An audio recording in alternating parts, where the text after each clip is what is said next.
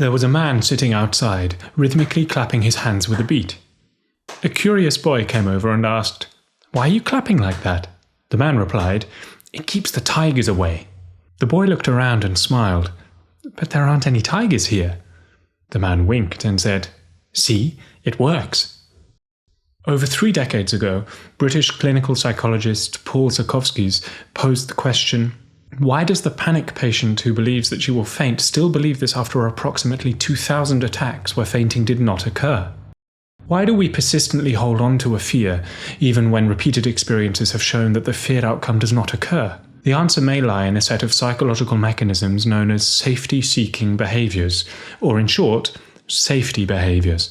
These are the actions taken to restore psychological safety in a situation where one feels insecure.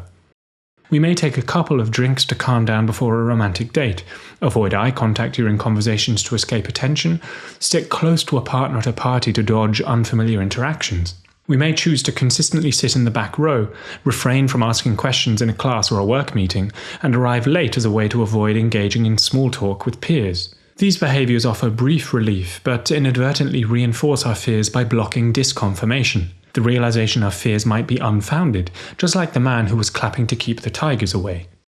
We engage in safety behaviours to prevent negative consequences such as humiliation, embarrassment, illness, and even death. But as a result, they also prevent disconfirmation of fears. This prevention in turn perpetuates anxiety. Evidence for this hypothesis comes from an experiment conducted by Salkovskis and his colleagues. The experiment involved patients with panic disorder and agoraphobia. During a behaviour test, followed by a 15-minute exposure period, participants were asked to either cease or maintain their safety behaviours. The results showed that patients who discontinued their safety behaviour during the session experienced a significant decrease in catastrophic beliefs and anxiety upon retest, as reflected in questionnaires measuring clinical anxiety.